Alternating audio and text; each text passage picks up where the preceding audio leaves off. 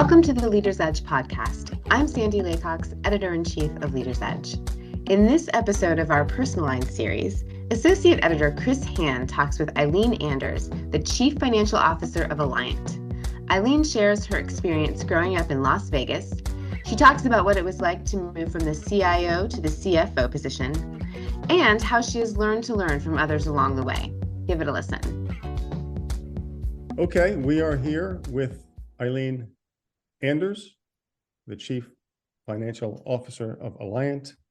And Ilene, you are in North Carolina, but you have lived, worked in many places. You told me you grew up in Las Vegas, went to college in Boston, moved to San Diego to get a master's degree, and you're now in North Carolina. I hate to play favorites, but do you have a favorite? That's four very different parts of the world, of the country at least. Yeah, that's a fair question. Each of those parts of the country have their own unique benefits and drawbacks, I guess. It's hard not to be partial to North Carolina, given that I've been here now for 16 years of my life. So, we love both the coast and the mountains, and North Carolina has both. It's a great place to raise kids. It's a relatively easy place to travel to and from. So all of those things have really made it home. And I think I would be lying if I picked any other location as my favorite. Okay, fair enough. Let me ask you, though, a little bit about growing up in Las Vegas. That had to be, was your family involved in the casino business, or how did that, tell me a little bit about that. Yeah, sure. They actually were not involved in the casino industry, maybe, tangentially to a degree, but my grandparents actually moved to Las Vegas back in the 30s, started a children's clothing and toy store that was, just off of the strip. And so therefore we're fairly successful.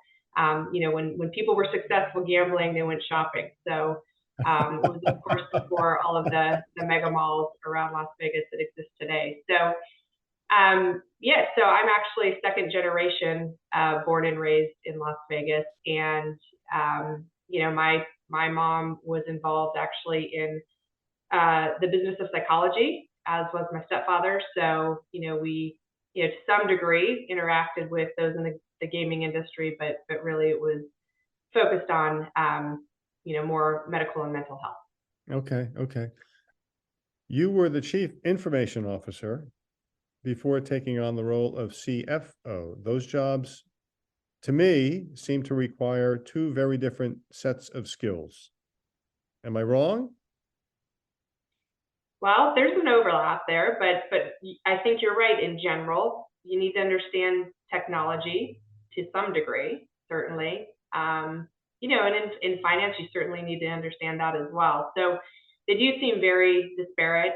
What I'll tell you is I've always been a little bit of a hobbyist on the technology side. I don't consider myself a technologist by any means, but I understand the basics of it. Back in the day, I built a computer when that was a thing. I'm sure people still do it, but, back in the mid 90s, that was pretty cool to be able to build your own computer. I understand data. I understand how to use technology to accelerate ultimately the outcomes you want to get to. So this was back in, I guess it was 2011. The company decided, we really wanted to head down the path of developing and becoming, the front runner in terms of client-facing technology. We had done very little from that perspective.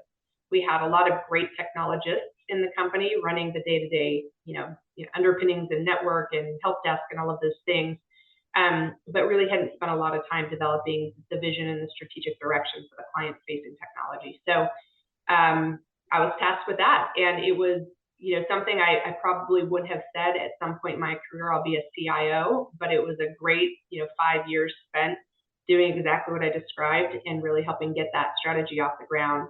And so we made a lot of progress, and we continue to do so. I think technology moves so quickly. It's always trying to figure out the best use of the tools that are out there for not just the internal efficiencies, but for our clients. And we continue to do that today. Obviously, I'm not CIO anymore. We've got someone in that seat who's, running a really large strategic part of the organization, and, it continues to move in the right direction. Were there lessons that you learned as CIO that you have been able to apply to your role as CFO? Yes, I think I have. And I would say probably the biggest lesson is we have a lot of really, really bright people working really hard to help accomplish a vision. And, as CIO, there's, I think one of the things people commonly talk about in business is technologists speak IT and business people speak business. And there's often, I shouldn't say always, but there's often a disconnect between the two. Yeah. I think one of the things I learned is, everybody working on a project is working really hard. And like I said, lots of very bright people working very hard to accomplish things. If you can help bridge that communication gap and help the technology folks understand where the business perspective is coming from and help the business folks understand where the technology perspectives are coming from, it tends to make things move a lot more quickly and with a lot less friction. So I think, in both roles, really, that applies. But in terms of really being in it at a deeper level as CIO, I think I was able to bring that now back to the business side also. Is there a leader in the business world in any industry who you most admire? Well, there are a lot. I think the way I think about people I admire or heroes, as you asked earlier, is I think there's lots of parts of things people do that are very impressive to me. I think Steve Jobs was fanatical about quality of a product that he wanted, and he had a vision for it, and it didn't stop until he, saw that vision through. I really admire that. Would I say he's the most admired person in my world from a business perspective? Probably not, but I really admire that those character traits of his. By the same token, there are people that I admire that have done, other things in the business world that are really, really impressive, that might have also done some wacky things in their personal life. So, I would hate to say I would admire that person as a whole, but there are things I think you take from leaders out there and say, that's something I would like to emulate or would like to be able to accomplish in my career. And so certainly lots of influences out there, as I mentioned. And so many accomplished people, it's hard to pick one or two. You are a woman in a very high level executive position in an industry that's still dominated by men. Do you feel an obligation to, or just a desire to mentor young women coming up in the industry? Yeah, I think I have a desire to mentor young women, people of diversity, anybody who feels like they are effectively an outsider, in this industry, because you're right, it still continues to be run by, generally speaking, middle-aged white men. And in my entire career, I've primarily worked with men, and fortunately very, inspirational and great role models, in some degrees, and great colleagues in most ways. And so I've been fortunate. I know that's not the case for everybody. But yeah, I do continue to mentor lots of different people along the way. And, I think the question I get asked a lot is, well, how did you get from A to Z? And sort of what's the magic recipe? And I don't think there's a magic recipe. I think it's unique for everybody. Obviously you've got to be able to perform at a high level. But beyond that, it's, kind of up to you to decide what is the path you want to head down and how do you navigate that makes sense for you. It's not, I don't think it's as clear cut as a formula for people. When you were a younger person in the business coming up and making your way, were there women mentors in higher positions who mentored you or advised you in any way?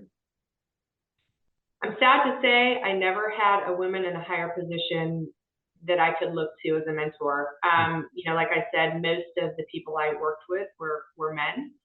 And, at times there are females along the way that, may have been peers or potentially above me, but not necessarily in a role from a mentorship perspective.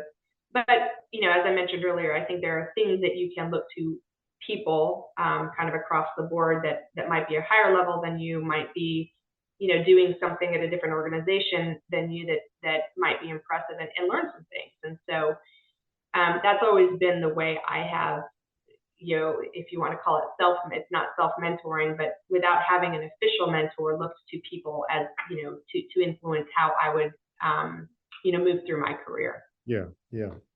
What are there folks who you would identify as the most influential mentors for you in your career? Now, there's probably been a couple, certainly more than others, I would say. And, maybe one that I always think about is somebody that was actually a consultant to an organization, not this organization, but that I worked at previously. And he just sort of took it on, took it on to his own to try and give me some pointers here and there for whatever reason. I was working with him, on a project as a very junior analyst type. And he said some things that have always stuck with me. And, I appreciate those now today and think back, to those, I'm not sure if it resonated entirely at, that early in my career, but, as I moved through my career, it certainly stuck with me. Things like, when you're sitting in a room, and even though you're sitting there knowing you're learning as a young person a lot, you need to speak up, because people either think, one, you're too stupid to be there, you don't belong, or two, you know better than everybody, and neither of those are good perceptions to have. So, I think, from those, there were some things along the way like that he would just say that would influence me. And, I think another, mentor type of mine that I've worked with for many years, probably one of the most impactful pieces of advice, if you want to call it that, was, everybody has a way that they listen to people. Figure out your way to listen. And I think really what was behind that is figure out what's not being said. And, that's a great piece of advice for anyone in any career, quite honestly, or in life, which is just learn how to hear behind the words. I think as Americans particularly, we tend to not always be as direct in conversations. Sometimes people dance around things. Sometimes people intentionally are evasive about things. But if you can hear or understand the agenda behind it, it's very helpful to navigate either conversations or challenges or, transactions, et cetera, et cetera. So there have been people that I have worked with along the way that have given me some great advice. Well, it's been fun. I've really enjoyed it, and I really, really appreciate your time and your help with this. That was Ilene Anders, CFO of Alliant. I hope you enjoyed the conversation. For more Personal Lines podcasts, go to leadersedge.com.